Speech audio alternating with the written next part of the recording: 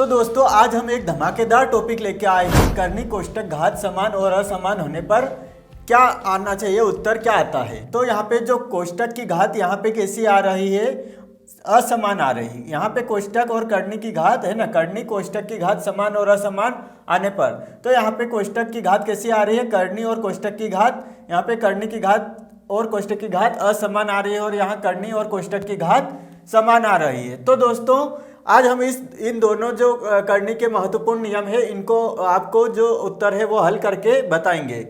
तो इधर यहाँ पे देखते हैं, सबसे पहले इसको हल करते हैं। तो दोस्तों यहाँ पे देखो आप, यहाँ पे जो करनी की घात, यहाँ पे करनी की घात n आ रही है और यहाँ पे भी करनी की घात n आ रही है, लेकिन यहाँ पे पूरे कोष्टक की घात क्या आ रही है, m आ रही है। तो यहाँ पे हम एक उदाहरण लेते हैं, यहाँ पे उदाहरण देखते हैं। हम मान लेते हैं यहाँ कोई संख्या है, यहाँ पे कोई संख्या ले लेते हैं। करनी की घात कितनी ले लेते हैं हम यहाँ पे, तो दोस्तों हम यहाँ पे करनी की घात 7 ले लेते हैं और कर्णीगत यानी कि कर्णीगत हमारे पास a हम ले लेते हैं यहाँ पे 4 और यहाँ पे जो कोष्टक की घात ले लेते हैं कितनी, 3 ले लेते हैं। तो दोस्तों इधर देखिए, यहाँ पे भी ऐसा का ऐसा हो जाएगा। यहाँ पे करनी की घात कितनी हो जाएगी, यहाँ पे करनी की घात 7 है और जो m है ये m किसकी घात हो जाएगी, कर्णीगत की घात यानी कि 4 की घात हो जाएगी कितनी, 3 हो जाएगी। तो दोस्तों यहाँ पे देखो ये कैसे हुआ, ये कैसे हुआ, यानी कि जो कोष्टक जो करनी की घात यहाँ पे कोष्टक की घात रहती है वो एक की घात बन जाती है। अब हम यहाँ पे उत्तर की जांच करते हैं कि ये दोनों सत्य है या असत्य है। तो ये दोनों एक LHS और RHS हमारा कैसा आना चाहिए, बराबर आना चाहिए, तभी ये दोनों सत्य होंगे, है ना। कैसे, ये करनी 7 4 और यहाँ पे कोष्टक की घात, ये दोनों के दोनों कैसे हो जाएंगे, यहाँ पे बराबर आना चाहिए, तभी ये सत्य जो नियम है ये सत्य नियम कहलाएगा। तो हम यहाँ पे इसको हल कर लेते हैं। यहाँ पे करनी 7 और कोष्टक है, कोष्टक की घात 7 को हम 3 बार लिख लेते हैं। तो यहाँ पे हो जाएगा करनी 7, यहाँ पे 4, इसको हम 3 बार लिख लेते हैं। तो यहाँ पे करनी 7 और यहाँ पे 4 और यहाँ पे करनी 7 और यहाँ पे 4। अब इसी तरह इसको भी हम लिख लेते हैं। यहाँ पे पूरी करनी ले लेते हैं 7 और यहाँ पे 4 को हम 3 बार लिख लेते हैं, 4 गुणा 4 गुणा और ये 4। ठीक है, आगे बढ़ते हैं। तो ये हो जाएगा। अब देखो दोस्तों यहाँ पे करनी 7 और यहाँ पे करनी 7, सभी में करनी एक जैसी आ रही है, तो हम करनी को एक बार ले लेंगे और जो अंदर क्या आ रहा है इसको हम गुणे में लिख लेंगे। तो यहाँ पे 4 गुणा 4 हो जाएगा। इसी प्रकार ये हो जाएगा कितना, ये करनी की घात 7 और ये हो जाएगा टोटल कितना, 4 4 एकम 4, 4 दूनी 8, 4 चौक 16, 16 एकम 16 32, 16 3 48, 16 चौक 64। तो हमारे पास कितना आया, 64 आ गया। इधर भी हमारे पास कितना आ जाएगा, 64, ये आ गया। 4 चौक 16, 16 एकम 16 32, 16 3 48, 16 चौक 64। तो ये हो गया 64 और इधर की भी हमारा आ गया 64। तो दोस्तों इससे क्या सिद्ध होता है, हमारा LHS और RHS दोनों कैसे आ गए, समान आ चुके हैं, LHS बराबर RHS। इससे क्या सिद्ध होता है कि ये प्रमेय जो है, जो नियम है, ये हमारा कैसा है, सही है ना।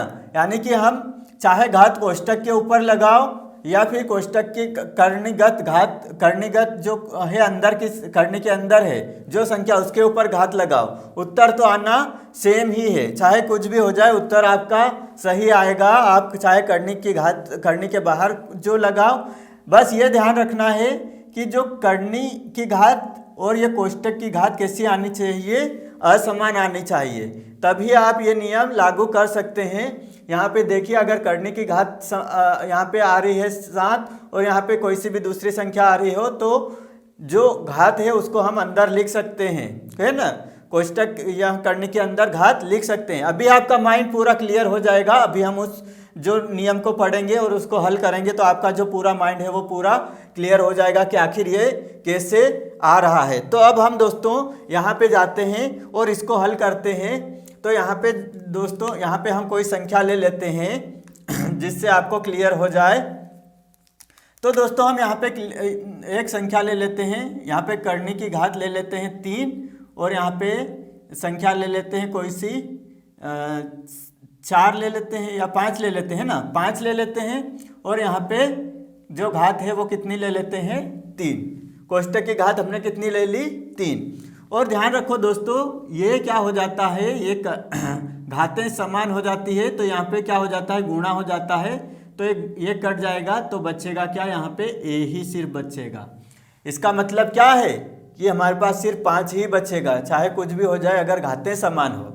घातें कैसी है समान हो तो कुछ भी हो जाए ये हमारे पास 5 ही बचेगा, है ना। घात इसकी अंदर हो या बाहर हो कोई फर्क नहीं पड़ेगा। 5 की घात 3 हो अंदर तो भी कुछ भी फर्क नहीं पड़ेगा, या 5 की घात कोष्टक के बाहर हो तो भी कुछ नहीं फर्क पड़ेगा, हमारा उत्तर 5 ही आएगा। अभी प्रूव करके हम बता देते हैं आपको। तो ये क्या हो जाएगा यहाँ पे हो जाएगा 5 की घात कितना हो जाएगा 1/3 और ये हो जाएगा 3। ठीक है, ऐसा ही हमने लिखा है। यहाँ पे जो n है उसको, जो करनी की घात है उसको 1/3 लिख दिया है ना, तो ये हो जाएगा, ये कट गया तो हमारे पास बच्चा कितना 5 बच्चा, है ना। हमारे पास कितना बच गया 5, तो उत्तर कितना आया 5। तो देखो यहाँ पे दोस्तों इसमें और इसमें आपको समझ में आ रहा होगा कि यहाँ पे जो घातें अगर असमान है, कोष्टक की घातें असमान है तो जो यहाँ का अंदर गुणा हो जाएगा, जो घात का है वो अंदर गुणा हो जाएगा। अगर घातें समान है तो घातें कट जाएगी। चलो अब आपको एक और नियम यहाँ पे, इसी नियम में आपको हम समझा देते हैं कि ये कैसे प्रूव होता है। यहाँ पे हम लिख लेते हैं इसी को, करनी 3 की कोष्टक की घात 3 और बराबर इसी को लिख लेते हैं हम करनी 3 और यहाँ पे 5 की घात 3। ठीक है, ये हमने लिख लिया, इसी नियम के आधार पर हमने लिख लिया। अगर इसी को हम हल करते हैं तो ये क्या हो जाएगा, इसको हम 3 बार लिख लेते हैं, इसी को क्या लिख लेते हैं 3 बार लिख लेते हैं, गुणित 5 और ये 5। अब देखो दोस्तों उत्तर तो हमारा यही आना है, चाहे आप कुछ भी कर लो कैसे भी कर लो, यहाँ पे उत्तर एक ही आना है, 5 ही आना है ना।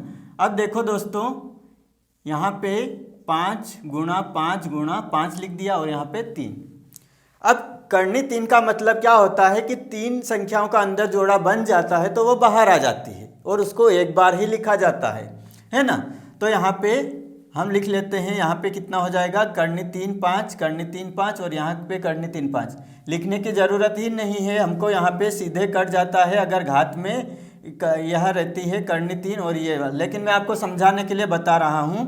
तो यहाँ पे क्या हो जाएगा, यहाँ पे हो जाएगा करनी 3 को हम यहाँ पे लिख लेते हैं और यहाँ पे हो जाएगा 5 गुणा 5 हो जाएगा।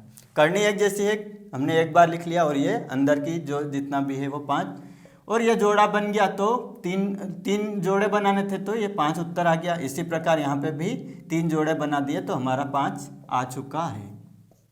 तो क्या प्रूव होता है, ये नियम हमारा सही है और LHS बराबर RHS प्रूव हो जाता है ना। LHS बराबर RHS। तो आपको जो नियम है दोनों आपको क्लियर हो गया होगा कि आखिर अगर कोष्टक की घात असमान होती है तो क्या उत्तर आता है और कोष्टक की घात समान होती है तो आपको आंख बंद करके जो अंदर की संख्या है वो ही आपका उत्तर आ जाएगा। आंख बंद करके आप लिख सकते हो कि अगर घातें समान हो तो जो A है अंदर यानी करनी के अंदर कर्णीगत जो संख्या है वो ही आपका उत्तर आएगा, चाहे कुछ भी हो जाए। ये अट्टल सत्य है कि आप यहाँ पे जो नियम है अगर आपने यह किया तो आपका जो उत्तर है वो यही आएगा। और इसमें अगर आप चाहे कोष्टक के बाहर घात रखो या कोष्टक के अंदर जो कर्णीगत घात में घात लिखो, आपका उत्तर सेम ही आ जाएगा, चाहे कुछ भी हो जाए। तो आप अभी आज हमने इस वीडियो में जाना कि करनी की घात अगर कोष्टक करनी में अगर कोष्टक की घात समान हो और असमान हो तो हम उसको कैसे हल करेंगे और जो उत्तर क्या आएगा वो हमने इस दोनों नियमों को अच्छी तरीके से समझ लिया है। आशा है दोस्तों यह जानकारी आपके लिए उपयोगी होगी। ऐसे ही वीडियोस के लिए आपके अपने YouTube चैनल को सब्सक्राइब कर लीजिए, साथ ही बेल आइकन को भी प्रेस कर लीजिए ताकि आपको आने वाले वीडियोस की अपडेट सबसे पहले मिल सके। मिलते हैं अगले वीडियो में एक नई धमाकेदार मैथ्स की जानकारी के साथ, तब तक के लिए धन्यवाद।